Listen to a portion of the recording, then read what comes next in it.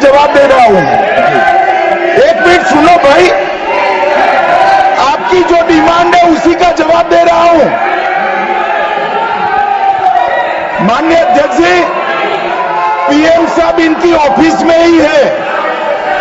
उनको ज्यादा सुनने का शौक है क्या? भाई मेरे से निपट रहा है, काहे को प्रधानमंत्री जी को बुला रहे हो? और तकलीफ होगी, ये समझते नहीं है साहब।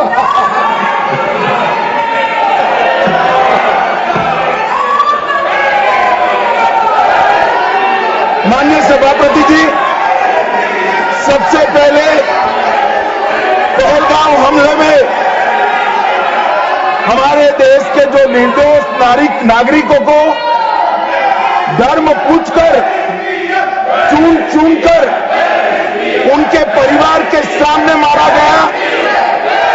मैं उन सभी दिवंगत नागरिकों के परिवार के साथ मेरी संवेदना व्यक्त करता हूं। जब ऑपरेशन सिंदूर के बाद पाकिस्तान ने गोलीबारी करी, वो गोलीबारी में कुछ नागरिक हताहत हुए। वो नागरिकों के परिवारजनों के प्रति भी मैं गहरी संवेदना व्यक्त करना चाहता हूं। माननीय अध्यक्ष जी, ऑपरेशन सिंदूर, ऑपरेशन महादेव, ये दोनों के लिए जिन सुरक्षा बलों ने भारत का सम्मान बढ़ाया है, वो सभी को मैं हृदय पूर्वक बहुत बहुत साधुवाद देना चाहता हूं।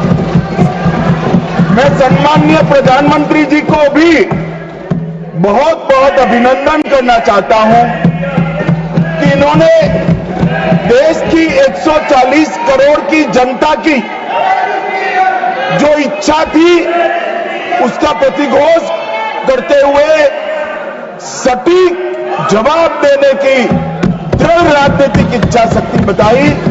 इसके लिए मैं सम्माननीय प्रधानमंत्री जी को भी अभिनंदन करना चाहता हूं। मान्यवर, सबसे पहले मैं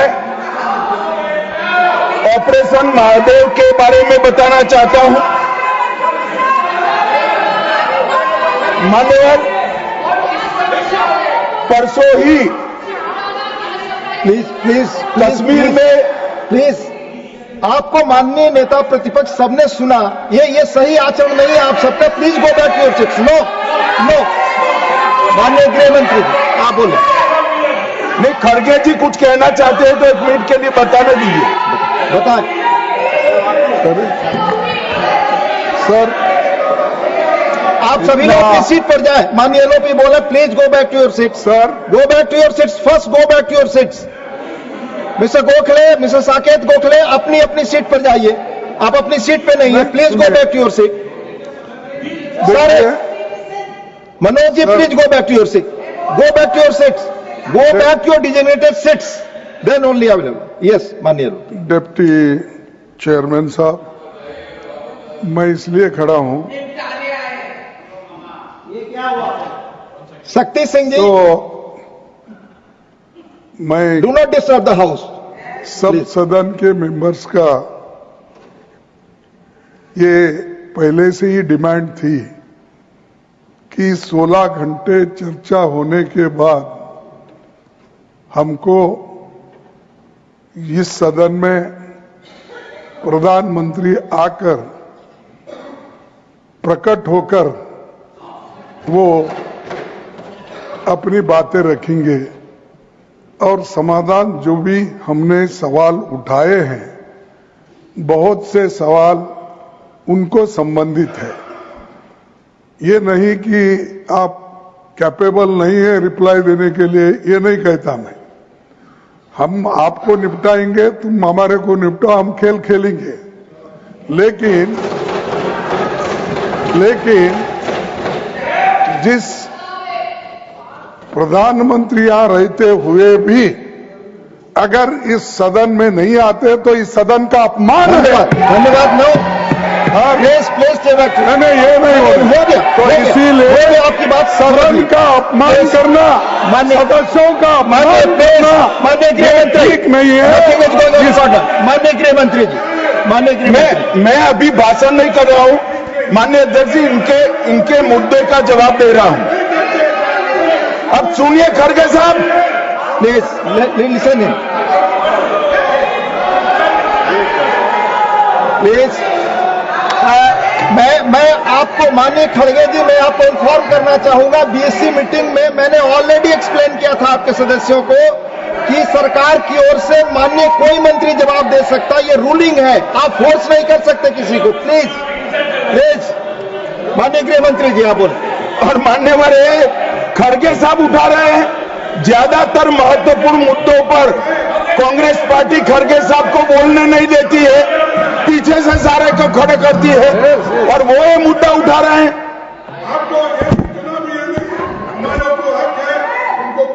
आपने बोल दिया। Please please please please let him speak. आपको मौका मिला, आपने बोला। पार्शल सर आप जज का काम कर, लेकिन आप हर बात को टोकते रहते हो। नहीं, आपको मौका दिया, बोला। अगर ये हम क्या यहाँ खेलने आए क्या? आपने को मौका दिया, आपने बोला हमारे पास मैंने भी बताया कि मैंने और हर मीटिंग में क्या स्पष्ट किया जो था। आपने बात की, प्रधानमंत्री की बात की, इधर आपका स्टेटमेंट, इसका काउंटर भी लाया हूं मैं। I read the ruling, you have not listened, Mr. प्रधानमंत्री को यहाँ माने प्लीज मान्यवर, इसीलिए ये विपक्ष की मांग और स्टैंड दोनों उचित नहीं है, क्योंकि बिजनेस एडवाइजरी कमेटी में ये निर्णय लिया गया था, चर्चा आप जितनी चाहोगी करेंगे, जवाब कौन देगा वो सरकार तय करेगी, माननीय प्रधानमंत्री की तरफ। मुझे मालूम है मान्यवर ये क्यों जा रहे हैं, मुझे मालूम है मान्यवर मुझे क्यों जा रहे हैं। वो इसलिए जा रहे हैं कि इतने सालों तक वोट बैंक प्रोटेक्ट करने के लिए, आतंकवाद को रोकने के लिए इन्होंने कुछ नहीं किया। ये डिबेटें सुनी ही नहीं सकते, ये जवाब है सुनिए।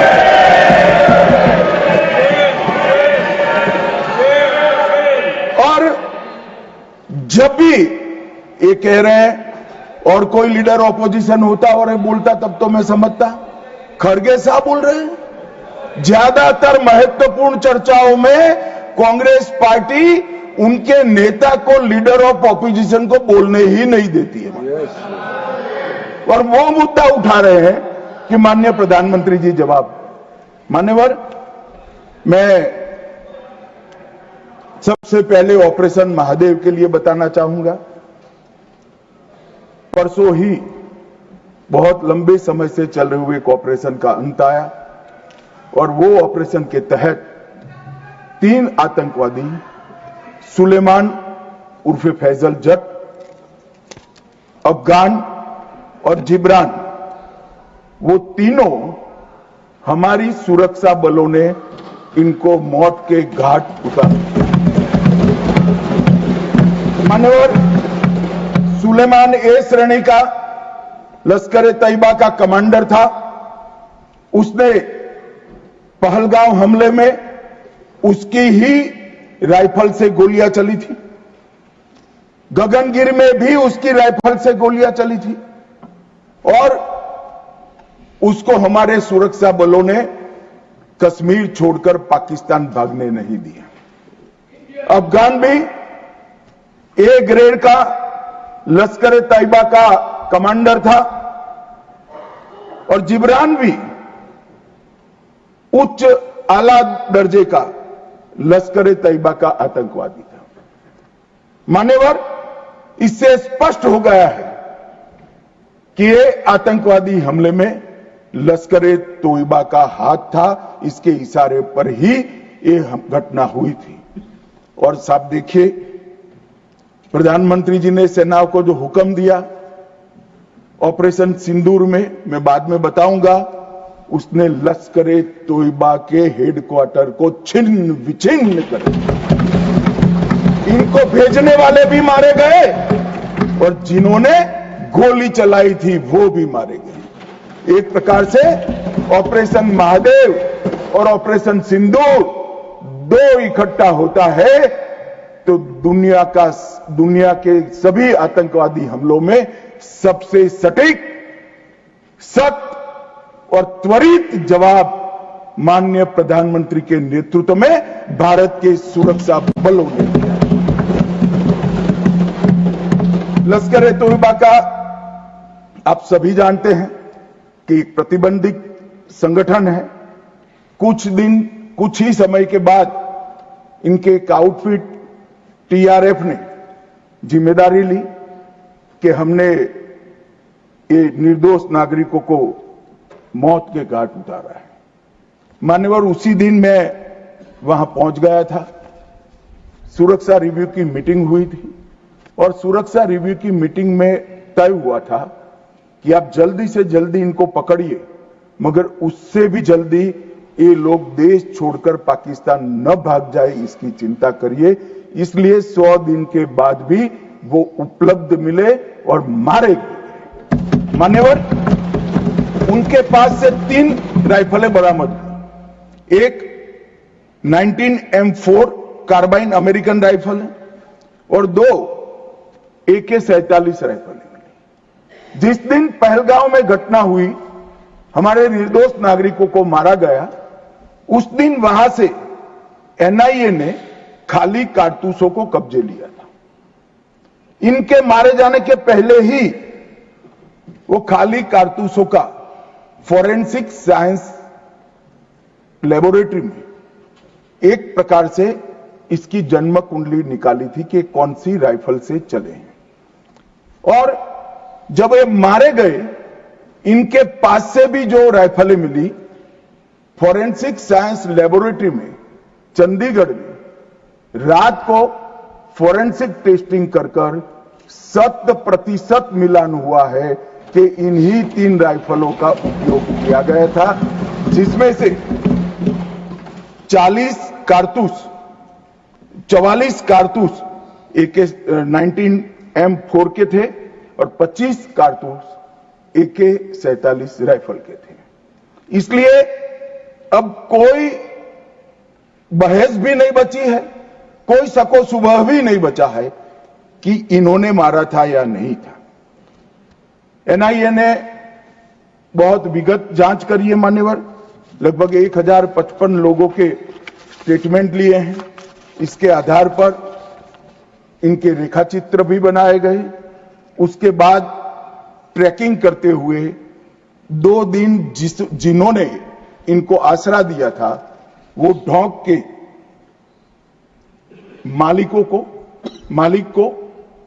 मालिकों को और उनकी वृद्ध माता को भी पूछताछ करी थी। ये जो मृतदेह मिले आतंकवादियों के, उसका परिचय, उसकी शिनाख्त ये तीनों लोगों ने कर ली है। ये तीनों लोगों ने कहा है कि यही आतंकवादी है जो 21 तारीख को हमारे ढोंक में रुके थे और हमसे खाना लेकर गए थे। तो एक और सबूत हमारे पास आ चुका है। चेहरे का मिलान भी कैमरे के माध्यम से बहुत अच्छे तरीके से संतोषजनक रीत से हुआ है।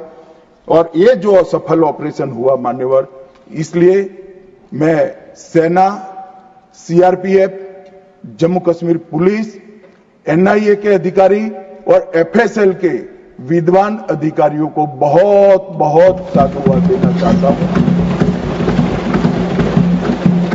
और ये जो ऑपरेशन चला मान्यवर, आईबी द्वारा 22 मई को, मतलब लगभग 1 माह बाद हमें सूचना मिल गई थी कि ये जगह पे टेररिस्ट लोकेट है।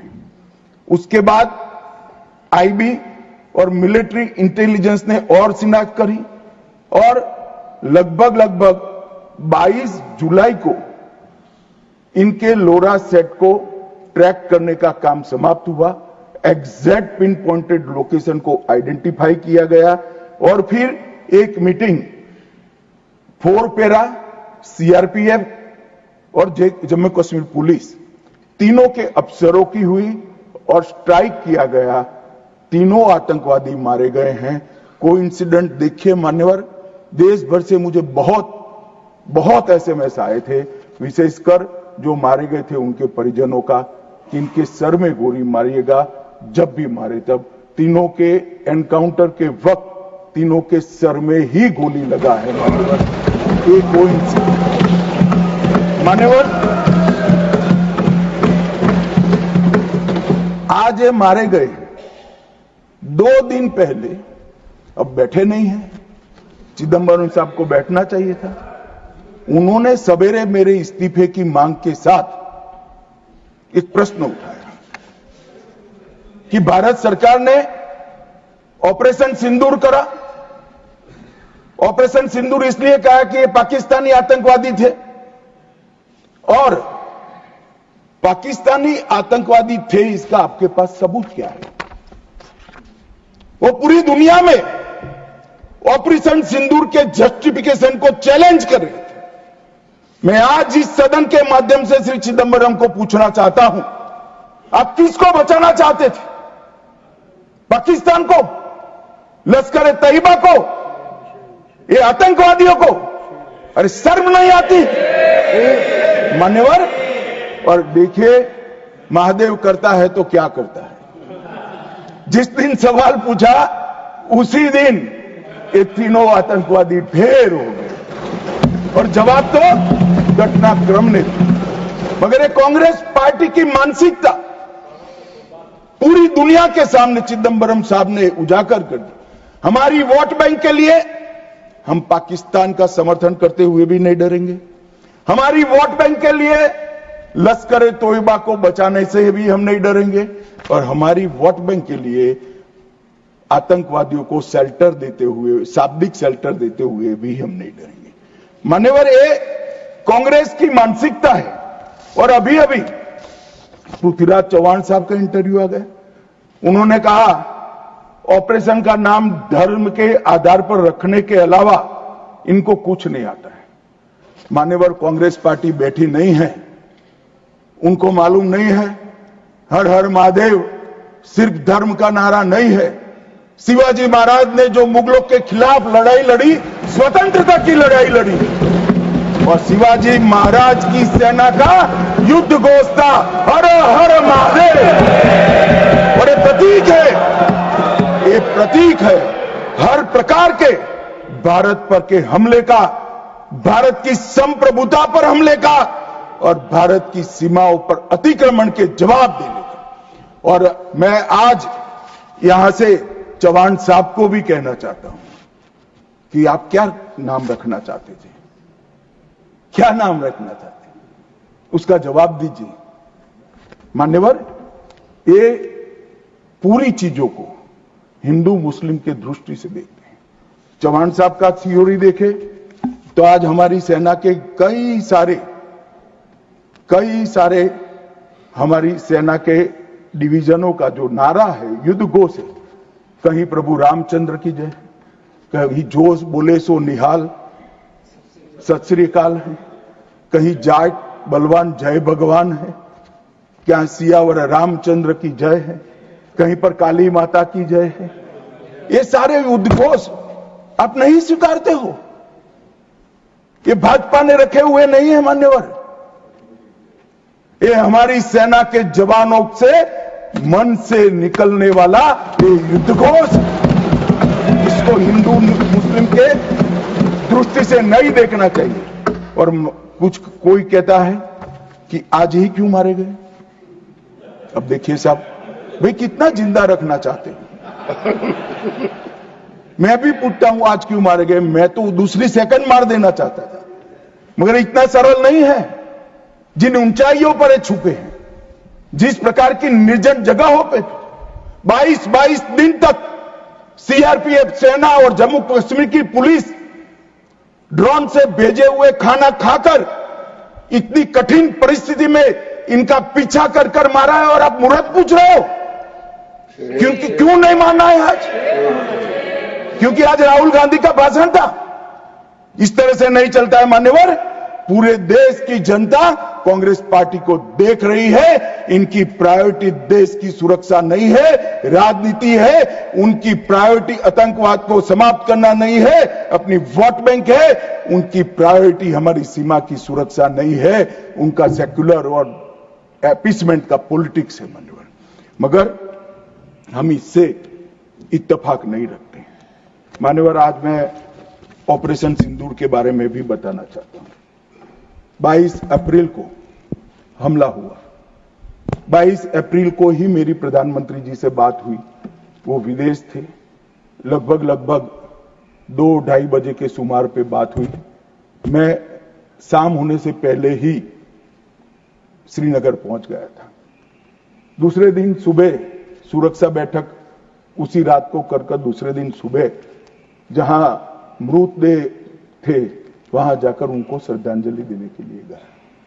मान्यवर, वो मेरे जीवन का ऐसा दिन है जो मैं कभी नहीं भूल सकता। एक 6 दिन की शादी, एक बच्ची ने जिसकी शादी को 6 दिन हुए हैं, वो विधवा होकर हमें पूछती थी कब इसका बदला लिया जाएगा। मान्यवर, सब लोग क्षुब्ध थे। ना पानी पिया था, ना चाय पी थी, ना पीने की स्थिति थी। मैं मेरे जीवन में वो दृश्य नहीं भूलता। आज भी वो दृश्य आ जाता है तो नींद से खड़ा हो जाए, इस प्रकार की वेदना होती है मान्यवर। ऐसा जघन्य अपराध कभी नहीं हुआ। धर्म के नाम पर पूछकर चुन कर इनके परिजनों के सामने मरे, छोटी बच्चियां, छोटे बच्चे, वृद्ध मां, उनकी पत्नियां, उनकी बहनें, इस सब के सामने मारा गया। और क्यों मारा गया? क्योंकि वो संदेश देना चाहते थे कि टेररिज्म से मुक्त हम कश्मीर को नहीं होने। मैं आज इस सदन से उनको संदेश देना चाहता हूं, जितना हो सके उतना प्रयास करना। कश्मीर आतंकवाद से मुक्त होकर रहेगा और होकर रहेगा। ये नरेंद्र मोदी का संकल्प। मान्यवर, 23 अप्रैल को, इसके पहले कल भाषण में कहा, वहां पर आज भी बोले, मैं बैठा था कि 24 अप्रैल को मोदी जी चुनावी सभा करने गए थे। हमारे साथी ने जवाब दिया इनका।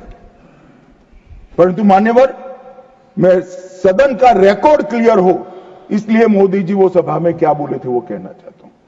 मोदी जी ने 24 अप्रैल को बिहार की जनसभा में जो कहा था वो चुनावी सभा नहीं थी। इस देश के प्रधानमंत्री की जिम्मेदारी है कि देश की जनता की भावनाओं को दुनिया के सामने ढंग से रखे। मैं कोट अनकोट उनके भाषण को पढ़ता हूं। मैंने 22 अप्रैल को पहलगांव का यह हमला केवल निहत्थे पर्यटकों पर नहीं बल्कि पूरे भारत की आत्मा पर हुआ एक दुस्साहसपूर्ण प्रहार। आतंकवाद के प्रति दृढ़ और कड़ा रुख, आतंकवादियों और इस हमले की साजिश रचने वालों की कल्पना से भी बढ़कर उनको बड़ी सजा दी जाएगी। आतंकियों के बीच बची खुची जितनी भी भूमि है उसको मिट्टी में मिलाने का समय आ गया। 140 करोड़ भारतीय इस बात के लिए एकजुट है कि आतंक के आकाओं की कमर तोड़ दी जाएगी। भारत हर एक आतंकवादी और उनकी समर्थकों की पहचान करेगा, उनका पता लगाएगा, उनको दंडित करेगा। आतंकवाद कभी भी भारत की आत्मा को तोड़ नहीं पाएगा। न्याय सुनिश्चित करने के हर प्रयास किए जाएंगे। और आज मैं मोदी जी को बहुत बहुत साधुवाद देता हूं उनकी दूरदर्शी। उनका बोला हुआ एक एक शब्द आज सच हुआ है। उन्होंने कहा था आतंकवादियों की बची खुची जमीन मिला देंगे, मिट्टी में मिला देंगे। साहब, उनके ट्रेनिंग के बाद मिट्टी में मिले हैं, इनके हेडक्वार्टर मिले हैं, उनके लॉन्च पैड भी मिट्टी में मिलकर जमीन दोस्त। उन्होंने कहा कि इनके आकाओं को नहीं छोड़ेंगे। मैं बाद में लिस्ट पढ़ता हूं। इनको भेजने वालों को भी हमारी सेनाओं ने मिट्टी में मिला दिया। उन्होंने कहा आतंकवादियों को भी नहीं छोड़ेंगे। ऑपरेशन महादेव ने वो तीनों आतंकवादियों को समाप्त कर दिया। मान्यवर, फिर एक प्रकार से मोदी जी ने कहा हुआ वाक्य, हमारी सेना, हमारी वायुसेना, हमारी जल सेना और सभी पैरामिलिट्री फोर्स और जम्मू कश्मीर पुलिस ने उसको अपना कर्म का रास्ता बना दिया और कठोर दंड देने का काम किया है। मान्यवर, 23 अप्रैल को ही एक सीसीएस की मीटिंग बुलाई गई। सीसीएस की मीटिंग में कठोर संदेश देने का काम न केवल पाकिस्तान को, पूरी दुनिया को, कि भारत की सीमा और भारत की सेना, भारत के नागरिक और भारत की संप्रभुता, इसके साथ खिलवाड़ नहीं करते, वरना परिणाम भुगतने पड़ते हैं। माननीय उन्होंने तय किया सीसीएस की बैठक में 1960 की जवाहरलाल नेहरू के द्वारा की गई एक तरफा पाकिस्तान के फायदे वाली सिंधु जल संधि को तत्काल प्रभाव से रोक लिया जाए। मान्यवर, ऐतिहासिक फैसला है। हम सब वर्षों से मानते थे कि हिंदू जल संधि एक तरफा है, हमारा पानी 80% वहां नहीं जा सकता। मानिए, और वहां तक कि वहां से गाद निकालने की भी परमिशन, उनकी कैनाल बनाने के पैसे भी भारत ने भेजे। और मान्यवर, ये पानी पर अधिकार है भारत के किसानों। कश्मीर, पंजाब, हरियाणा, राजस्थान और दिल्ली का पीने का पानी अब कुछ ही समय में सिंधु के माध्यम से राजस्थान तक पहुंचेगा। एकीकृत जांच चौकी अटारी की जो चल रही थी, उसको हमने बंद कर दिया। सार्क वीजा समाप्त कर दिया। 24 घंटे में सारे पाकिस्तानी नागरिकों को हमने वापस भेजना शुरू कर दिया। नई दिल्ली स्थित पाकिस्तानी उच्चायोग में रक्षा, सैन्य, नौसेना और वायुसेना के सलाहकारों को अवांछित व्यक्ति घोषित किया गया और दोनों उच्चायोग में स्टाफ को कम करा दिया गया। 55 से घटकर 30 करा दिया। और सीसीएस ने संकल्प लिया कि भेजने वाले और कृत्य करने वाले दोनों को दंडित किया जाएगा। इसके लिए सेना को खुली छूट देने का काम सीसीएस ने। ये पूछ रहे थे कल, क्या हुआ, कैसे हुआ? सीसीएस के फैसले जो है वो मीडिया में आए थे, मगर उनको पढ़ना नहीं है, क्योंकि सारे जो फैसले लिए वो उनके द्वारा किए हुए निर्णयों को रद्द करने के और उनकी नीतियों के खिलाफ जो निर्णय हुए वो है। मान्यवर, 30 अप्रैल को सशस्त्र बलों को ऑपरेशनल फ्रीडम देने का काम प्रधानमंत्री जी ने किया कि रक्षा मंत्रालय और सेना दोनों मिलकर तय करेंगे टारगेट क्या होगा, तरीका क्या होगा, स्थान क्या होगा और समय क्या होगा। और इसको हमारे सेना के जवानों ने इसको बहुत बखूबी निभाया। मान्यवर, मैं तीनों सेनाओं को इस सदन के इस चर्चा में बहुत बहुत सम्मान के साथ साधुवाद देना चाहता हूं।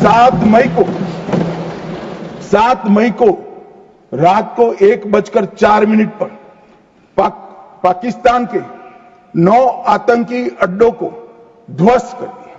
रक्षा मंत्री जी ने लोकसभा में बताया कम से कम 100 लोग मरे, 100 से ज्यादा मरे, मगर कम से कम 100 मरे।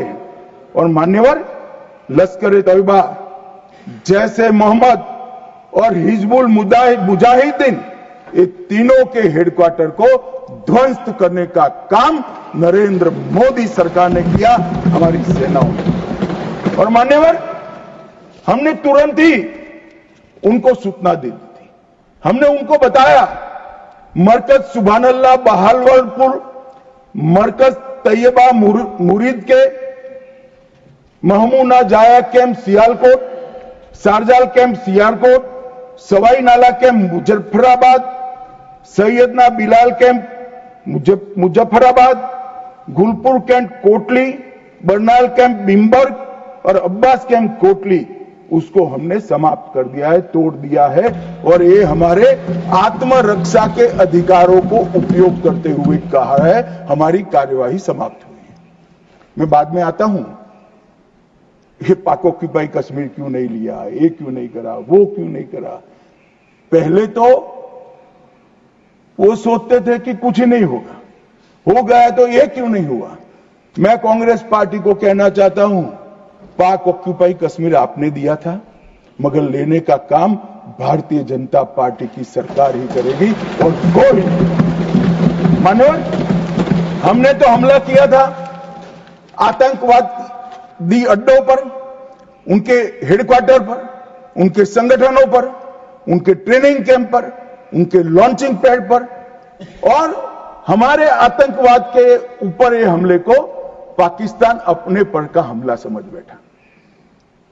और उन्होंने 8 मई को अपने रिहायशी इलाकों पर गोलीबारी, हमारे सेना के इंस्टॉलेशन पर मिसाइल शो, ड्रोन फेंक, कोई पहुंच नहीं पाया।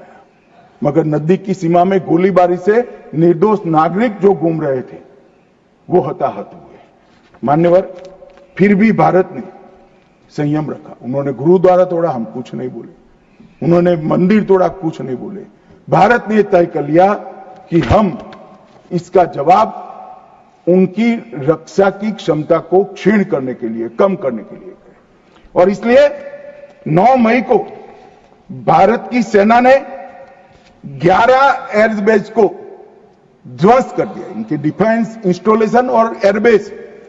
8 airbase Nur Khan, Murid, Sargodha, Rafiqui, Rahim Yar Khan, Jacobabad, Sukkur, Bholari, 6 radar system, Sukkur, Lahore, Arifwala, Chunian, Jacobabad और नयाचौर, और surface to air guided missiles की सिस्टम लाहौर और ओकारा की।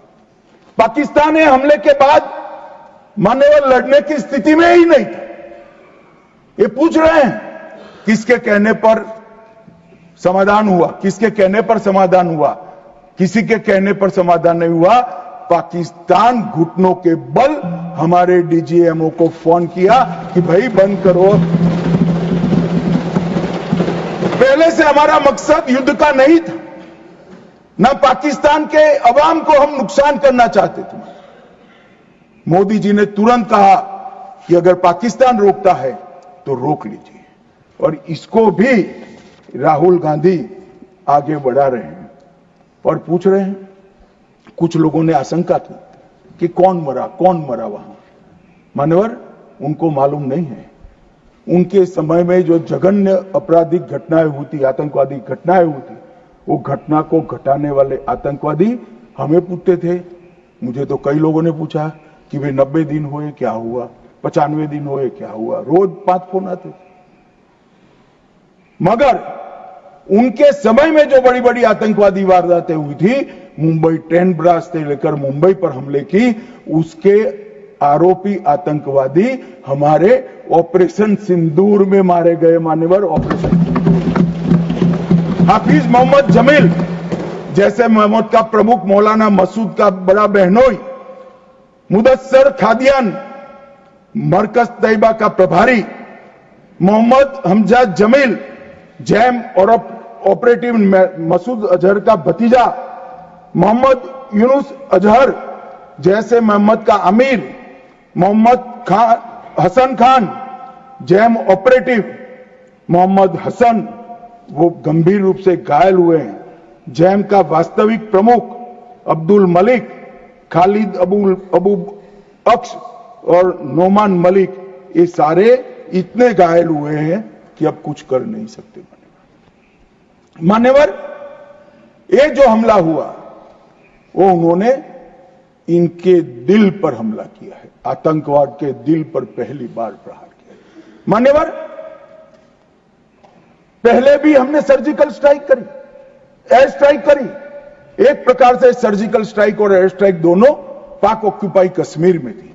मेरे जैसे लोग तो मानते हैं कि हमारी भूमि पर ही हमने हमला किया था, क्योंकि पाक ऑक्यूपाई कश्मीर इस सदन के द्वारा स्वीकारा हुआ संकल्प है कि पाक ऑक्यूपाई कश्मीर भारत का है। मगर पहली बार पाकिस्तान की सरहद में जाकर हमारी सेना ने पराक्रम दिखाया है और आतंकवादियों के अड्डों को, उनके ट्रेनिंग कैंप को और उनके लॉन्चिंग पैड्स को खत्म करने का काम किया है। मान्यवर, ये चिदंबरम साहब कल भाषण में बोले कि ये नहीं कहा जा सकता कि ऑपरेशन सिंदूर निर्णायक था। चिदंबरम साहब यहां है नहीं, मगर मैं उनको जवाब देना जरूर चाहता हूं कि चिदंबरम साहब, अगर 65 की लड़ाई निर्णायक थी क्या, तो फिर टेररिज्म क्यों फैला? 71 की लड़ाई निर्णायक थी क्या, तो टेररिज्म क्यों फैला? और अनेक बार जो कार्यवाही हुई वो निर्णायक थी क्या? मान्यवर, जब तक दुश्मन या तो डर नहीं जाता या सुधर नहीं जाता, कभी निर्णायक अंत नहीं आएगा। मान्यवर, इतने सालों तक उनको डराने की, दंडित करने की कोई प्रक्रिया ही नहीं हुई। क्यों डरेंगे वो? हम तो डोजियर पर डोजियर भेजते रहे, कभी उनको जवाब नहीं दिया। नरेंद्र मोदी ने जवाब दिया। मान्यवर, सर्जिकल स्ट्राइक करी, एयर स्ट्राइक करी और ऑपरेशन सिंदूर, खौफ पैदा हो गया है। मुझे मालूम नहीं, मेरे पास सूचना नहीं, रात को भी जब जाते होंगे, स्वप्न में हमारी मिसाइल से दिखाई पड़ती होगी। ये डर से ही शांति होती है, ये सुधरने वाले लोग नहीं है मान्यवर। मगर चिदंबरम साहब कहते हैं कि आतंकी पाकिस्तान से आए थे, इसका सबूत क्या है? चिदंबरम साहब, सबूत तो हमारी एजेंसियों ने ढूंढ लिया। अब आप क्या बोले थे, इस पर क्या बोलना चाहते? मान्यवर, इनके चिदंबरम जी के कार्यकाल में ही अफजल गुरी की फांसी जब तक वो गृह मंत्री नहीं गए नहीं हुई। मान्यवर, बंबई का हमला, बंबई के हमले के बाद आज ये दिग्विजय सिंह चले गए हैं, उन्होंने कहा है तो आरएसएस ने कराया था। मान्यवर, ये क्या बोल रहे हैं? किसके लिए बोल रहे हैं? किसको बचा रहे हैं? क्या कहना चाहते हैं? और हिंदू टेरर का सगुफा किसने छोड़ा? मैं आज दुनिया के सामने, देश की जनता के सामने गर्व से कहता हूं कि हिंदू कभी टेररिस्ट नहीं हो सकता। हम कभी टेररिस्ट नहीं हो सकते। क्या कहना चाहते हैं? फर्जी टाइप के केस बनाए, एक भी केस अदालत में नहीं टिका। देशभक्त संगठनों पर आरोप लगाए आपने, सिर्फ आपकी छिछोरी राजनीति के लिए, क्षुल्लक फायदे के लिए। और फिर क्या कर लिया?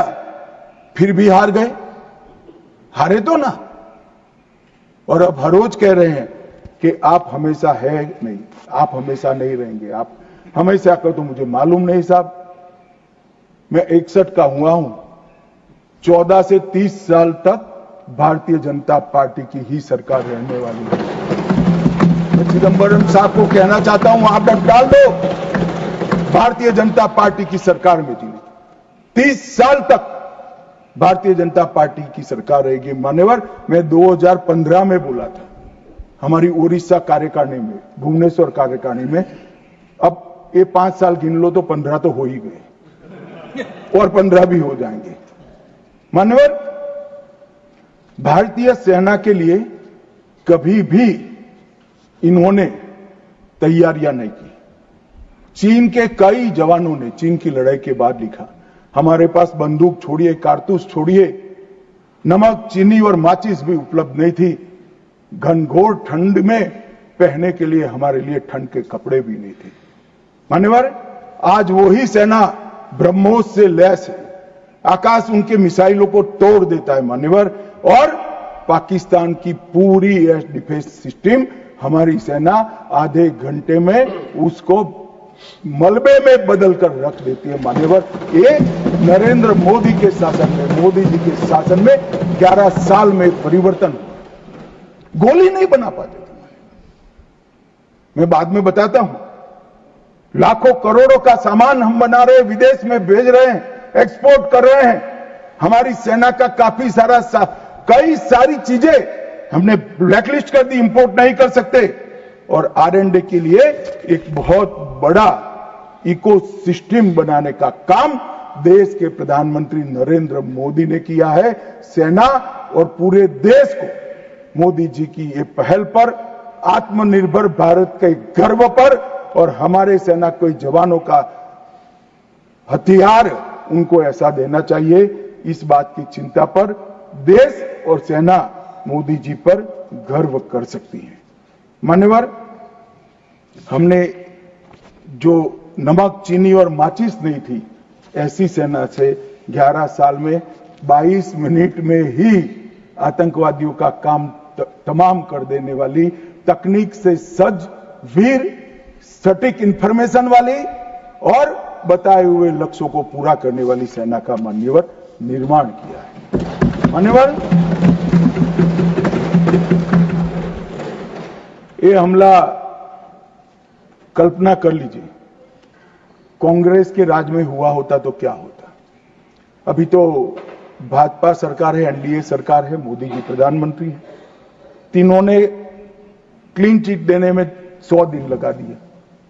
अगर कांग्रेस की सरकार होती तो पाकिस्तान को तुरंत क्लीन चिट मिल जाएगा। रक्षा मंत्रालय की जगह विदेश मंत्रालय काम करता, रातों रात जेरोक्स मशीनों पर डोजियर तैयार होते, डोजियर वहां भेजते थे और फिर चर्चा करते शर्म अल शेख में, और कुछ नहीं करते साहब। और ये हमें सवाल पूछ रहे, कोई अधिकार नहीं है कांग्रेस पार्टी को, भारतीय जनता पार्टी को आतंकवाद के बारे में सवाल पूछने का। मान्यवर, इस देश के अंदर आतंकवाद फैला, पनपा, बढ़ा, तो इसका एकमात्र कारण कांग्रेस की सरकारों की लचर और तुष्टीकरण से युक्त वोट बैंक की राजनीति रही है। मान्यवर, और आज हमारा सौभाग्य है कि एक ऐसा नेतृत्व है जो ब्रह्मोस मिसाइल्स भेजता है, डोजियर नहीं भेजता है। मान्यवर, और नेतृत्व सम्मानीय मान्यवर, ये संघर्ष विराम के लिए भी कई सारे कह रहे हैं। मैंने कल सुना रहा, पीओके क्यों नहीं लेंगे, इतना उछल उछल कर बोलते थे। और यहां पर काफी विद्वान लोग बैठे हैं, इनको कुछ संसद की मर्यादा, संसद में बात करने का तरीका, मतलब वास्तविक चीजें बोलने की पद्धति कुछ नहीं सिखाते। मैं आज पूरे देश के सामने बात करना चाहता हूं। मान्यवर, ऑपरेशन सिंदूर युद्ध नहीं था। यूएन चार्टर के अनुच्छेद 51 के चैप्टर 7 के तहत हमने आत्मरक्षा के लिए बल प्रयोग का जो हमारा अधिकार है उसको उपयोग किया था। 22 अप्रैल को पहलगाम में आतंकवादियों ने जो हमला किया, हमारे निहत्थे नागरिकों को मारा, और इसके जवाब में आतंकवादियों की पूरी इकोसिस्टम तोड़ने का हमारा अधिकार है, जो विश्व के सभी देशों ने हमारे अधिकारों को स्वीकारा है। वो अधिकार का हमने उपयोग किया था। और जब पाकिस्तान ने ही कहा कि हमें संघर्ष नहीं करना है, तब हमने इसको स्वीकारा। और कहते थे, मैं बाद में बताऊंगा मान्यवर, वो हमें कहने लगे कि भाई क्यों करा, ये ले लेते, वो ले लेते। मैं बाद में, जब आपके समय में जो घोषित युद्ध हुए, ये तो घोषित युद्ध नहीं था मान्यवर, मगर घोषित युद्ध हुए कांग्रेस के समय में, इसमें आपने क्या किया है वो बाद में मैं मान्यवर बताता हूं। उसके पहले मैं आतंकवाद के परिदृश्य पर, जम्मू कश्मीर का आतंकवाद का परिदृश्य और देश का परिदृश्य, इस पर बताना चाहता हूं। मान्यवर, कांग्रेस देश की सबसे पुरानी पार्टी है और सबसे ज्यादा शासन भी कांग्रेस और उनके साथियों ने देश पर किया है। उनके समय में हमारे प्रधानमंत्री नरेंद्र मोदी जी को 3 नासूर मिले आंतरिक सुरक्षा की दृष्टि से। पहले कश्मीर का आतंकवाद, नॉर्थ ईस्ट की इंसर्जेंसी और वामपंथी उग्रवाद, नक्सलवाद, ये 3 नासूर मिले। और 30 से 40 वर्ष तक ये नासूर भारत की धरती को रक्त रंजित करते रहे। न जाने कितने लाल हमारे सेना के, सीआरपीएफ के, बीएसएफ के, सीआईएसएफ के मारे जाते रहे, शहीद पर शहीद। न जाने कितने निर्दोष किसान, न जाने कितने निर्दोष नागरिक आतंकवाद, इंसर्जेंसी और वामपंथी उग्रवाद की भेंट चढ़े, मगर कुछ नहीं हुआ। आज मैं कहना चाहता हूं मान्यवर, कश्मीर के उग्रवाद के बारे में बाद में आता हूं। नॉर्थ ईस्ट इंसर्जेंसी और वामपंथी उग्रवाद दोनों क्षेत्र में हिंसा में 75% की कमी लाने का काम नरेंद्र मोदी। मैं इस पर बहुत ज्यादा बोलना नहीं चाहता क्योंकि आज ये विषय नहीं है, परंतु कश्मीर के अंदर जो आतंकवाद था वो मैं इस पर जरूर बोलना चाहता हूं। मान्यवर, इसका कारण क्या था? इसके कारण के मूल में जाना चाहिए। जब से कश्मीर का सृजन हुआ, धारा 370 बनाई गई। किसने बनाई? कांग्रेस पार्टी ने बनाई। इसका समर्थन और इतने लंबे समय तक किसने चला? कांग्रेस ने चला है। मान्यवर, इसका स्वरूप क्या था? धारा 370 और 35 से क्या कहती? कश्मीर का एक अलग ध्वज होगा, कश्मीर का एक अलग संविधान होगा और 5 अगस्त 2019 तक ये अलग ध्वज और अलग संविधान चलते रहे। हमारी पार्टी के पहले राष्ट्रीय अध्यक्ष श्यामा प्रसाद मुखर्जी ने इस धारा 370 के लिए अपना बलिदान देने का काम किया, उनकी हत्या कर दी। और क्या हुआ? इससे हमेशा अलगाववाद को पोषण मिलता रहा कि हम भारत के बाकी राज्यों जैसे नहीं है, हमें कुछ और मिल सकता है, हमारा तो संविधान अलग है, हमारा राष्ट्रध्वज अलग है। तो हर युवाओं को बरगाले, उनको उकसाने का मौका हमने पाकिस्तान, और कश्मीर के अंदर पहले अलगाववाद की बात हुई, फिर आजादी की बात हुई और वो ही आतंकवाद का मूल बना मान्यवर। और इसके बाद धार्मिक कट्टरता बढ़ाने वाले सारे संगठन इनकी तुष्टीकरण की नीति के कारण चलते रहे मान्यवर। जमायत-ए इस्लामी, कई सारे संगठन जो बच्चों में, युवाओं में, किशोरों में धार्मिक कट्टरता पर बढ़ाते रहे, अलगाववाद बढ़ाते रहे, चलने दिया, चलने दिया, चलने दिया। बैन लगाएंगे तो हमारी वोट बैंक नाराज हो जाएगी मान्यवर। इसके साथ साथ पाकिस्तान ने टेरर ग्रुप बनाए और ये टेरर ग्रुप के प्रवक्ता, इसका नाम है हुर्रियत कॉन्फ्रेंस। हर टेरर ग्रुप ने अपना एक ग्रुप, सिविलियन ग्रुप बनाया, इसके साथ चर्चा करते रहे और उनके परिणाम स्वरूप यहां आतंकवाद बढ़ता गया मान्यवर। मैं आज स्वर्गीय शम्मी कपूर को भी कोट करना चाहता हूं। शम्मी कपूर जी, मैं पार्टी का अध्यक्ष था तब मिलने आए थे। उन्होंने कहा, अमित भाई, मेरा जब गोल्डन पीरियड था, मेरा साल का 30% टाइम कश्मीर में जाता था, इतना शूटिंग होता था कश्मीर। और मैं वहां के लोगों को मिला हूं। प्रोग्रेसिव सोसाइटी थी, महिलाएं प्रोग्रेसिव थी, धर्मनिरपेक्ष बात करते थे, सूफी संतों की बात करते थे, वहां पर कश्मीरी पंडित भी मिलते थे। आज मैं देख रहा हूं कि वो बच्चियां पथराव कर रही है। क्या हो गया? किसने बिगाड़ा? तब मैं इसके नीचे गया था मान्यवर, तब मालूम पड़ा कि ये जमाते इस्लामी ने पूरी शिक्षा, प्राथमिक शिक्षा पर कब्जा जमा कर रखा था और बच्चों के दिलो दिमाग के अंदर जहर घोलना शुरू किया। तब जाकर ये स्थिति हुई। मगर कोई भी कभी भी ये कांग्रेस इसके मूल में नहीं गई और मान्यवर धीरे धीरे ये बढ़ता गया। मान्यवर नरेंद्र मोदी जी ने तय किया कि ऐसा नहीं चल सकता और 5 अगस्त 2019 को यही ऐतिहासिक सदन में धारा 370 और 35 को समाप्त, और उसके बाद शुरू हुआ टेररिज्म को फैलाने वाले, अलगाववाद फैलाने वाले टेररिस्ट और इनकी इकोसिस्टम संपूर्ण सफाई का एक युग शुरू हुआ मान्यवर। धारा 370, 35 से हटाए गए, जीरो टेरर प्लान बना, एरिया डोमिनेशन की योजनाएं बनी, कैपेसिटी बिल्डिंग की योजनाएं बनी, मल्टी लेवल डिप्लॉयमेंट लगाया गया, तकनीक का उपयोग बढ़ाया गया, जेल प्रबंधन बढ़ाया गया, ड्रोन रोधी सिस्टम और गन तैनात किए गए। मान्यवर, हम सब ने देखा, देश की जनता ने देखा, कई आतंकवादी मारे गए, 10-10 हजार के जनाजे निकले। मान्यवर, हमने कठोर निर्णय लिया, आतंक में लिप्त किसी भी व्यक्ति का जनाजा नहीं निकलेगा, जहां मरेंगे वही दफना दिया।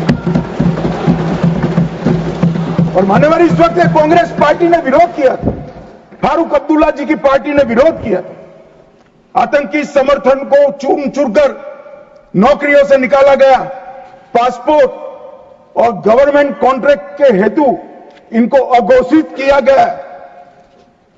75 पाकिस्तानी समर्थक सरकारी कर्मचारियों को ड्यू लीगल प्रोसेस से बर्खास्त करा दिया गया। बार काउंसिल सस्पेंड कर भारत के संविधान को मानने वाली बार काउंसिल प्रस्तावित की गई। यूएपीए अदालतों की स्थापना हुई और लगभग मई 22 से लेकर मई 25 तक 2267 प्रकरण यूएपीए के दर्ज हुए।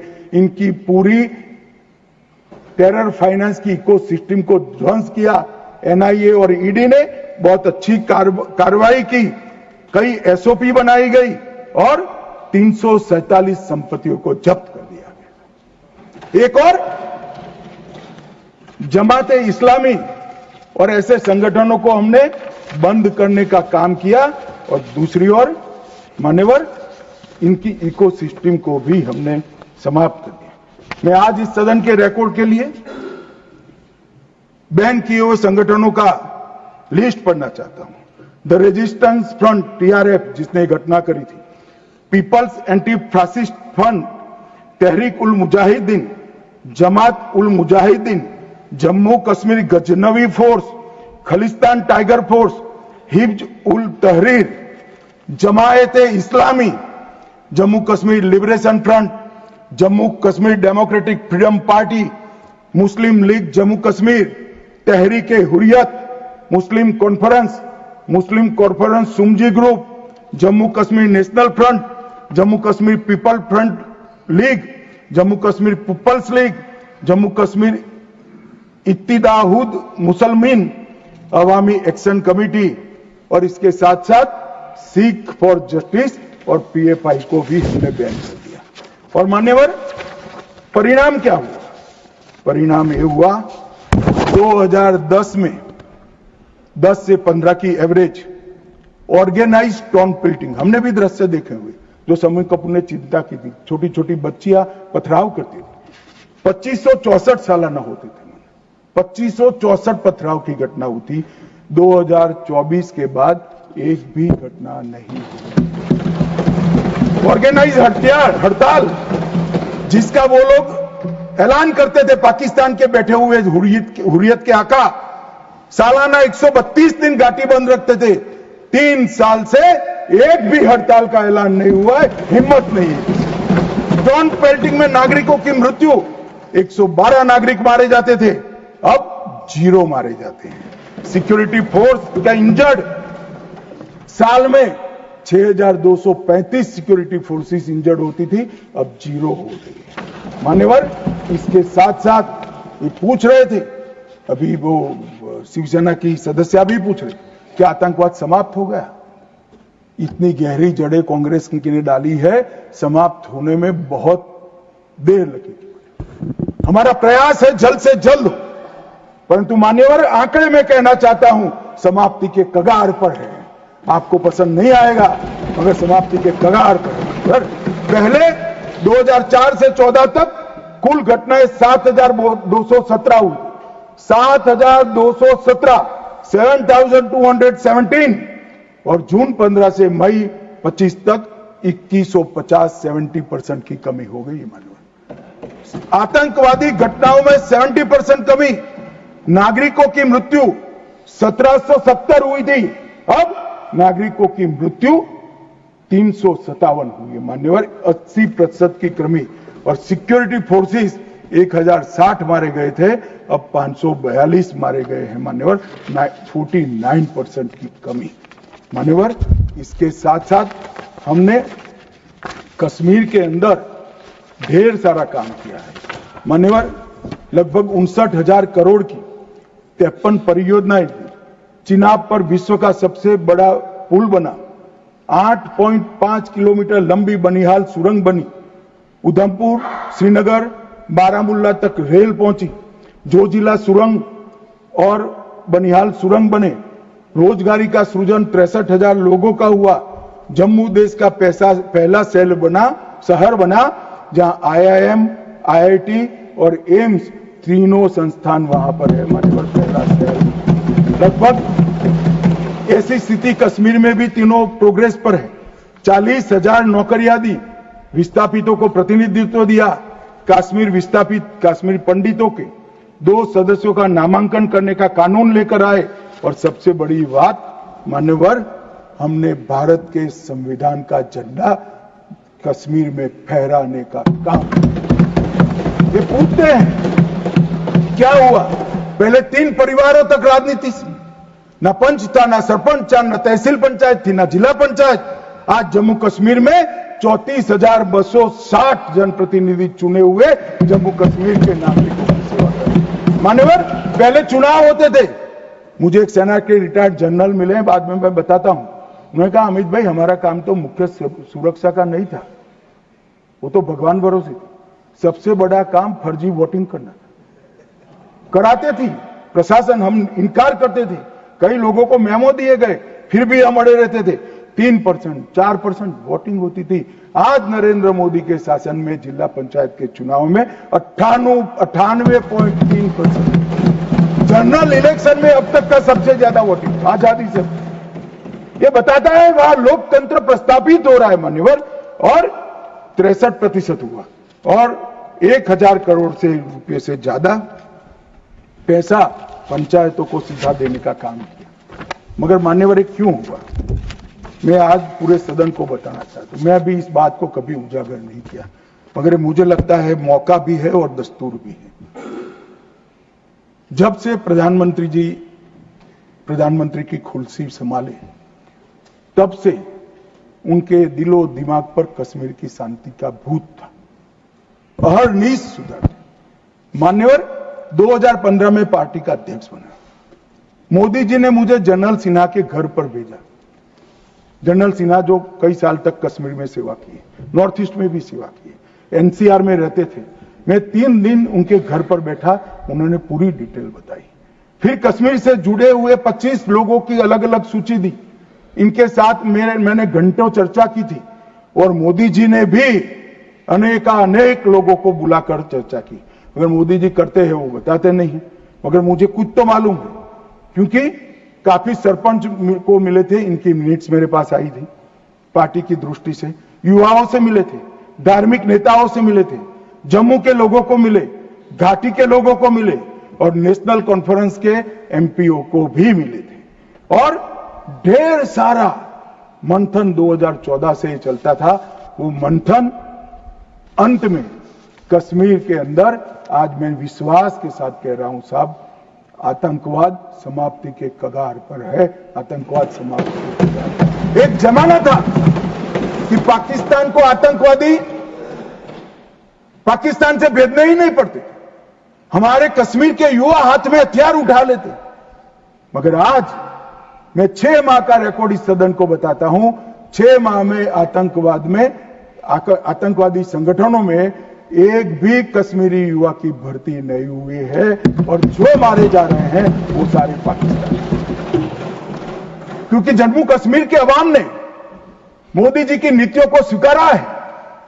पहले कभी नहीं हुआ सा कि आतंकवादी कोई बड़ा कृत्य करते थे, घाटी में इसका विरोध होता है।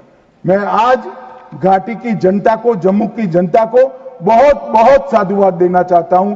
एक भी गांव ऐसा नहीं था घाटी का जहां ये पहलगाम हमले का विरोध नहीं। और जब तिरंगा घर पर फहराने की बात होती है, जिनके बच्चे आतंकवाद की भेंट चढ़ गए, वो मां बाप भी तिरंगा फहराते हैं।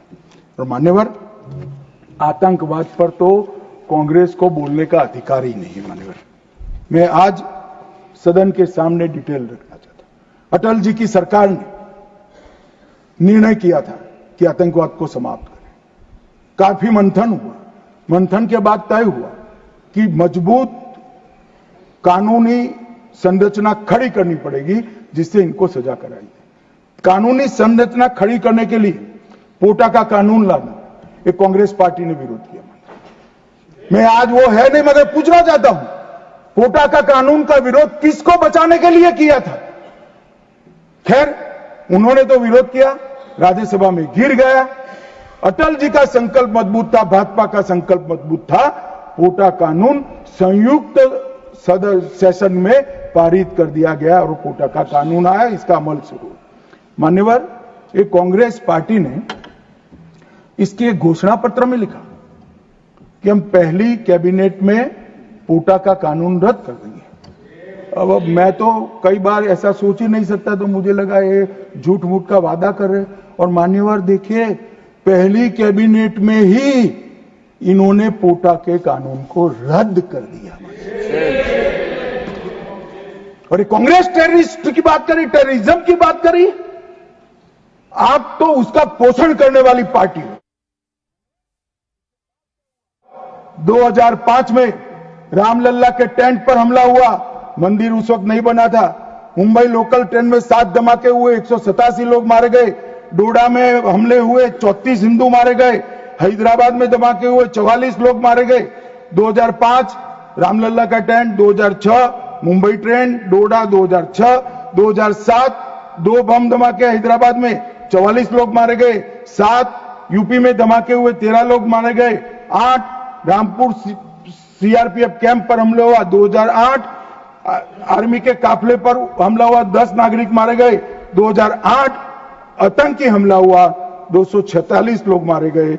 2008 जयपुर में 8 बम धमाके, 2008 अहमदाबाद में 21 बम धमाके, 2008 दिल्ली में 5 बम धमाके, 2010 जर्मन बेकरी बम धमाका, 2010 वाराणसी में बम धमाका, 2011 मुंबई में बम धमाका, 3 लोग मारे गए। एक भी वर्ष खाली नहीं गए मन में। और हमें पूछ रहे कि आपने क्या किया? 100 दिन तक पूछते ही रहे, कहां गए, क्या किया, क्या किया, क्या किया। अब मुझे बताओ भाई, 2005 से शुरू कर 2011 तक आपने क्या किया? कांग्रेस पार्टी ने क्या किया?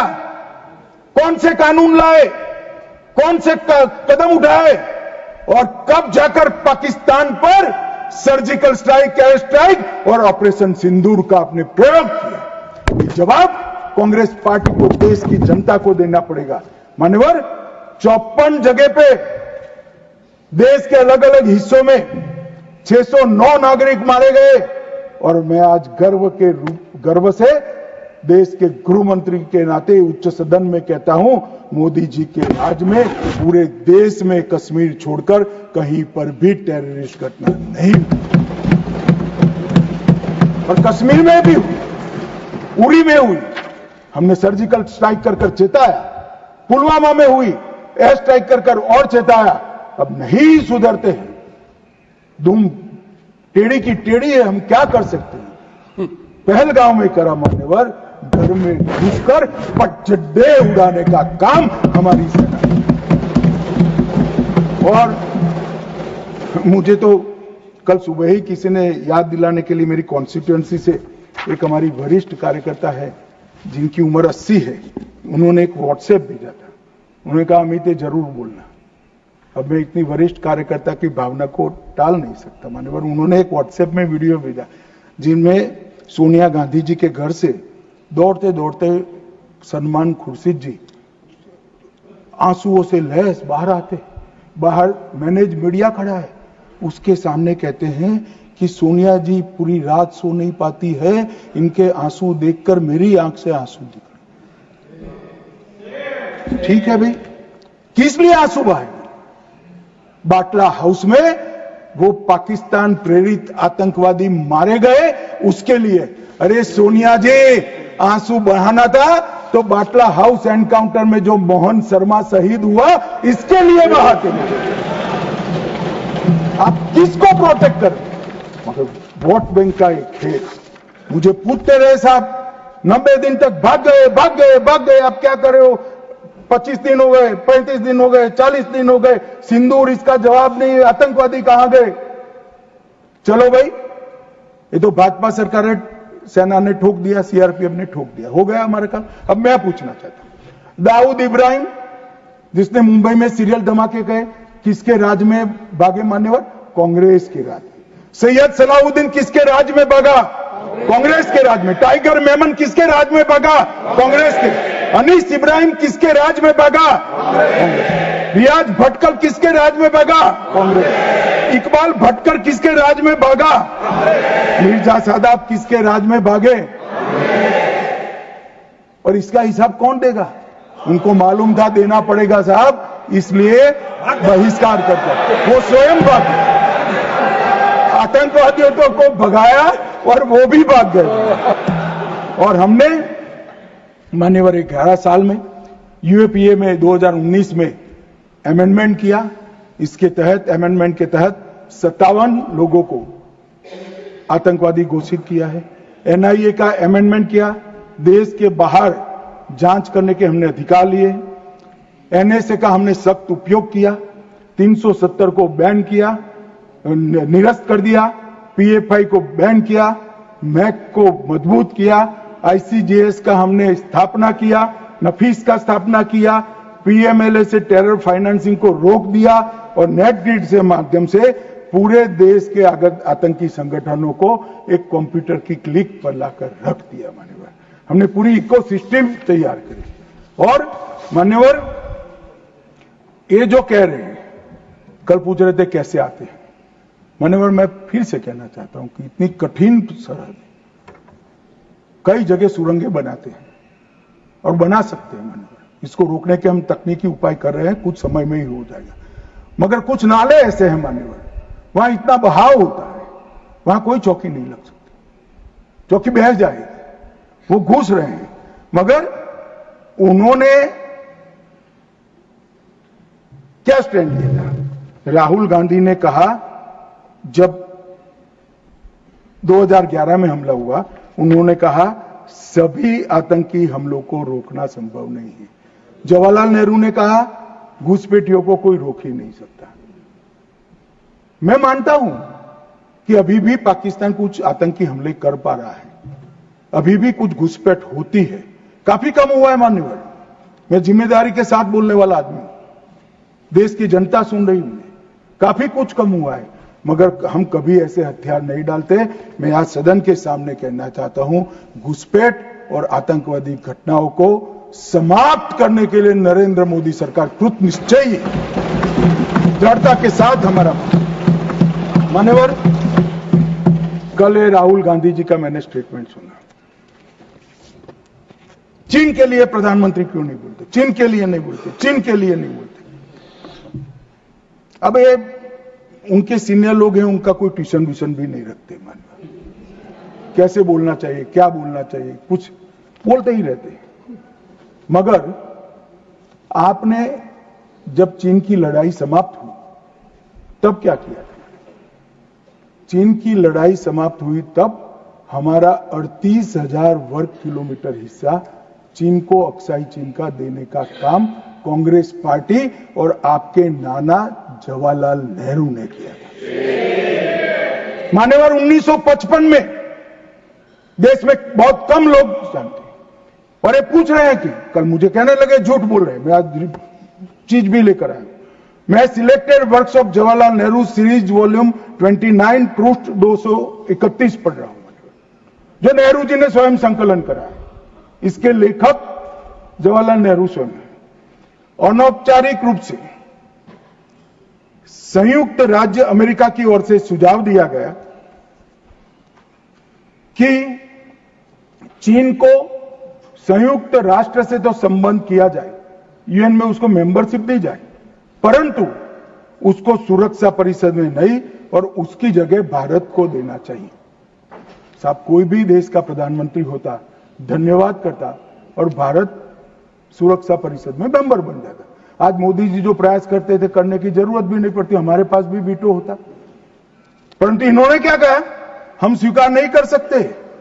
चीन जैसे महान देश को सुरक्षा परिषद में नहीं रखते हैं तो सुरक्षा परिषद के मायने ही नहीं रहते। ये मान्यवर कांग्रेस का चरित्र कल हमें सवाल पूछ रहे थे। और चलो नाना तो बहुत दूर की बात है, इन्होंने मान्यवर एक प्रकार से चीन के बारे में राजीव गांधी फाउंडेशन, जिसकी चेयरपर्सन उनकी माताजी थी, उससे एमओयू किया, चीन से पैसा लिया, हमने एफसीआरए का लाइसेंस यही बिना पर कानूनी तरीके से राजीव गांधी फाउंडेशन का एफसीआरए का लाइसेंस कैंसिल कर दिया। क्या राहुल गांधी देश की जनता को एक प्रेस कॉन्फ्रेंस कर बता सकते हैं कि चीन के साथ क्या एमओयू हुआ था?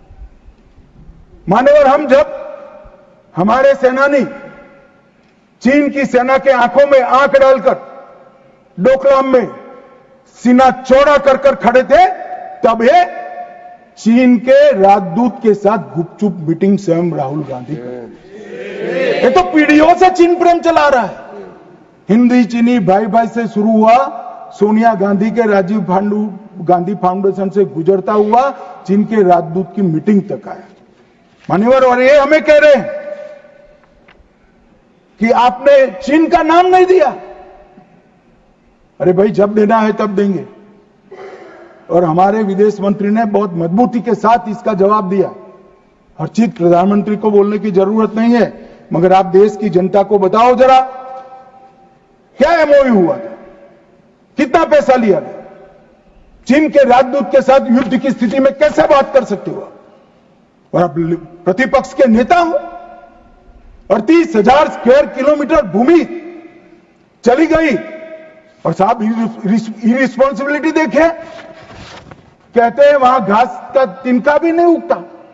अब नेहरू जी का सर मेरे जैसा था साहब, तो हमारे महावीर त्यागी थे, उन्होंने कहा कि साहब आपके सर पर भी एक बाल नहीं है, क्या इसको चीन बेच दे? क्या रिस्पॉन्सिबिलिटी है, कितने इरिस्पॉन्सिबल जवाब हो। और अभी संधि की बात करें मान्यवर, मैं 71 के युद्ध में हमारा विजय हुआ, इंदिरा जी प्रधानमंत्री थी, बहुत अच्छा काम हुआ, विजय हुआ। 93,000 पाकिस्तान के सैनिक युद्धबंदी थे। 93,000 पाकिस्तानी सैनिकों को शिमला समझौते में लौटा दिया। पाक ऑक्यूपाई कश्मीर नहीं मांगा। अगर उस वक्त इंदिरा गांधी, इस देश की दिवंगत प्रधानमंत्री जी, पाक ऑक्यूपाई कश्मीर लिखवा लेती तो आज आतंकवाद देश में आ ही नहीं सकता था मान्यवर, पाक ऑक्यूपाई कश्मीर भी आ जाता। मान्यवर, इसके साथ साथ हमारा 15,000 वर्ग किलोमीटर क्षेत्र हमारे कब्जे में था पाकिस्तान, वो भी दे दिया। पाकिस्तान के 93,000 युद्धबंदियों को दे दिया। हमारे सिर्फ 54 पकड़े गए थे, वो वापिस नहीं आए।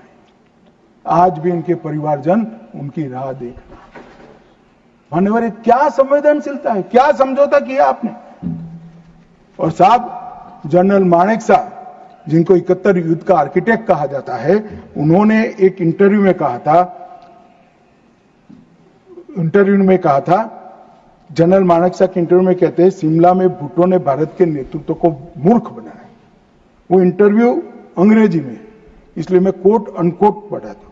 I told her, into bracket उन्होंने छापा है Indira Gandhi, that I told her that he, into bracket Bhutto, I told her that he has made monkey out of you. और ये हमें पूछ रहे संधि क्या, हमने तो युद्ध ही घोषित नहीं करा था, संधि किस चीज की भी। हमारा एक लिमिटेड एग्रेशन था, टेररिज्म पर हमारा हमला था और हमारे आत्मरक्षा के अधिकार का उपयोग करते हुए, और हमें पूछ रहे हैं। चिंता मत करो राहुल गांधी, पाक ऑक्यूपाई कश्मीर की चिंता है ना, भारतीय जनता पार्टी ही ला देगी पाक ऑक्यूपाई। आप नहीं ला पाए, कांग्रेस पार्टी नहीं ला पाई, हमें लाए। और मान्यवर, पाक ऑक्यूपाई कश्मीर छोड़िए, पाकिस्तान की रचना ही कांग्रेस पार्टी ने की थी। मैं कम से कम इतना तो जिम्मेदारी के साथ कह सकता, मैं उस वक्त निर्णायक स्थिति में होता तो भारत माता के टुकड़े कभी सिग्नेचर नहीं करता। उम्र हो गई थी, जल्दी थी, प्रधानमंत्री बनना था, देश के टुकड़े टुकड़े कर दिए। आज तक देश पछता है। मान्यवर, आतंकवाद के मुद्दों पर अंतर्राष्ट्रीय मंचों में हमारी देश की फजीहत कर, मुंबई अटैक के बाद शर्म अल शेख सम्मेलन हुआ, जिसको पूरी दुनिया की डिप्लोमेसी में बलूचिस्तान ब्लंडर के नाम से जानते हैं। उसमें प्रस्ताव किया कि दोनों देश आतंकवाद के शिकार हैं। अब भला दुनिया में कोई पाकिस्तान को आतंकवाद का शिकार कह सकता है क्या? लोग हमारे मरे हैं, जवान हमारे मरे हैं, और आपने उनको पाकिस्तान को सर्टिफिकेट दे दिया। मान्यवर, और भारत पाकिस्तान के आधिकारिक बयान में भी बलूचिस्तान का जिक्र किया। इनका आंतरिक मामला था। हमारा कोई लेन देन नहीं है बलूचिस्तान में जो घटनाएं हो रही। मनमोहन सिंह स्वीकार कर आए, और उसके बाद में उन्होंने कहा कि टेरर की घटना और वार्ता, उसके बीच में कोई रिलेशनशिप नहीं। भगवान भला करे, देश की जनता का नरेंद्र मोदी को प्रधानमंत्री बनाया, वो चीज को नरेंद्र मोदी ने समाप्त कर दी। जब तक टेररिज्म नहीं रुकता है, वार्ता नहीं हो सकती। मान्यवर, आज ये लोग जो बोल रहे हैं, विदेश नीति पर सवाल उठा रहे हैं, मैं उनको कहना चाहता हूं कि मोदी जी को G20 कई सारे देशों को मिला है। राजीव गांधी फाउंडेशन में एक स्टडी करा दो, हर देश में हुआ G20 और भारत में हुआ G20। हर देश की राजधानी में जाता है। मोदी जी G20 को हर राज्य में ले गए। हमारी संस्कृति, हमारी क्षमताएं, हमारा पावर, हमारा लोकतंत्र पूरी दुनिया के सामने रखने का काम नरेंद्र मोदी ने किया, और पूरी दुनिया स्वीकार कर रही है कि पूरे अब तक के G20 सम्मेलन में सबसे सफल G20 सम्मेलन है। और मान्यवर, इसीलिए पूरी दुनिया में कई सारे राष्ट्राध्यक्ष है। मान्यवर, किसी भी देश के राष्ट्राध्यक्ष को 27 देशों का सर्वोच्च नागरिक सम्मान मिला, और ये विदेश नीति की बात है। 27 देश अपने सर्वोच्च नागरिक सम्मान से नरेंद्र मोदी को सम्मानित करते हैं। भाई साहब, ये सम्मान नरेंद्र मोदी जी का नहीं है, भारत के प्रधानमंत्री का है, भारत की 140 मोदी जी ने देश को सम्मान दिला है, देश की 140 करोड़ जनता को गौरवान्वित किया है। मोदी जी का नेतृत्व जो है, भावुक नहीं है। भावुक नेतृत्व होता है, वो रोने भी लगता है, कई बार शकम भी हो जाता है। मोदी जी का नेतृत्व संवेदनशील भी है, निर्णायक भी है, और दृढ़ भी है। मैंने देखा है कोरोना 370 ऑपरेशन सिंदूर, ये सारा छोड़ दो। कोरोना में मैंने देखा है, इससे बड़ी आफत इस सहस्त्राब्दी में भारत पर नहीं आई। अड़ीग होकर अपने रास्ते पर चलते रहे, और जब कोरोना समाप्त हुआ, पूरी दुनिया ने कहा सबसे अच्छा प्रबंधन भारत ने किया।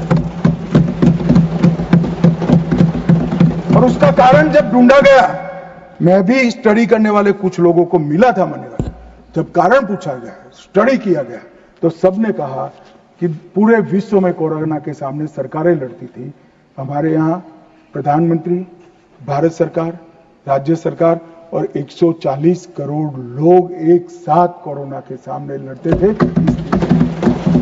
मजाक उड़ाते, घंटी बजाने से कोरोना चला जाएगा, दिया जलाने से चला जाएगा, कर्फ्यू करने से अपने आप चला जाएगा। उनको मालूम नहीं था, जनता के मन में जागरूकता लाते थे। और जब, मुझे तो ठीक याद है, मोदी जी ने एक टीम गठित की टीका बनाने के लिए, तब ये जयराम रमेश जी, नाम मत लीजिए, रिकॉर्ड पर मत लीजिएगा, तब ये कांग्रेस वाले इनका मजाक करते थे कि भारत टीका बना लेगा। मान्यवर, सबसे पहले टीका बनाने वाले देशों में भारत है, और इसी के कारण हम बचे थे। मान्यवर, 11 साल में समग्र दुनिया ने भारत की क्षमता को स्वीकारा है। भारत 11वें नंबर से चौथी सबसे बड़ी अर्थव्यवस्था बना। जीडीपी हमारा 4.19 ट्रिलियन हो, $1 ट्रिलियन की डिजिटल अर्थव्यवस्था बनी। प्रति व्यक्ति आय, ये जयराम रमेश जी हमेशा पूछा करते हैं, निर्मला जी बताती भी नहीं है, 68,572 से बढ़कर 1,33,488 हो। मान्यवर, राष्ट्रीय राजमार्ग का नेटवर्क 60% बढ़ा, 159 ऑपरेशनल एयरपोर्ट है, 31 लेकर मोदी जी ने इनिंग शुरू करा था, अभी समाप्त नहीं हुआ। 136 वंदे भारत ट्रेन है, 1500 ट्रेन अमृत स्टेशन योजना के तहत विकसित हो रहे हैं। 97% से अधिक भारतीय रेल का विद्युतीकरण हो चुका है। भारत दुनिया का सबसे बड़ा मोबाइल फोन उत्पादक देश बनने के कगार पर है। भारत तीसरा सबसे बड़ा स्टार्टअप इकोसिस्टम बन चुका है। मोदी सरकार में 118 यूनिकॉर्न बने। रक्षा क्षेत्र में हमारा उत्पादन 1.27 लाख करोड़ हुआ और निर्यात 21,000 करोड़ हुआ। विश्व का सबसे बड़ा पुल भारत में है, विश्व का सबसे लंबा पुल भारत में है। देश का सबसे लंबी अटल सेतु भारत में बनी। भारत का पहला वर्टिकल लिफ्ट रेल पुल मोदी जी के समय में हुआ और सबसे बड़ा एनएच भी मोदी जी के समय में बना। और सबसे बड़ी उपलब्धि, कई पीढ़ियों से गरीबी जिनको दस रही थी मान्यवर, 60 करोड़ लोगों को घर में बिजली, गैस, शौचालय, शुद्ध पीने का पानी, 5 किलो अनाज और 5 लाख तक का इलाज देने का काम। ये नहीं समझ रहे। आपकी जो इच्छा हो, मैं मान्यवर एनालिसिस के साथ इस सदन में जिम्मेदारी के पूर्वक कहना चाहता हूं, जब भी भारत की आजादी का इतिहास 25 साल के बाद शताब्दी के वर्ष लिखा जाएगा, ये मोदी एरा स्वर्ण अक्षरों से लिखा जाएगा, किसी ने सीखा। और मान्यवर, कई सारे चीजें जो भारत के स्वाभिमान से साथ जुड़ी थी, हमारे इतिहास के साथ, हमारी संस्कृति के सम्मान के साथ, वो सारी चीजों को इन्होंने 75 साल तक लटका कर रखा। मैं आज एक लिस्ट पढ़ना चाहता हूं। अचीवमेंट जो हुए, आर्थिक विकास हुआ है, प्रजा का आत्मगौरव उड़ा है।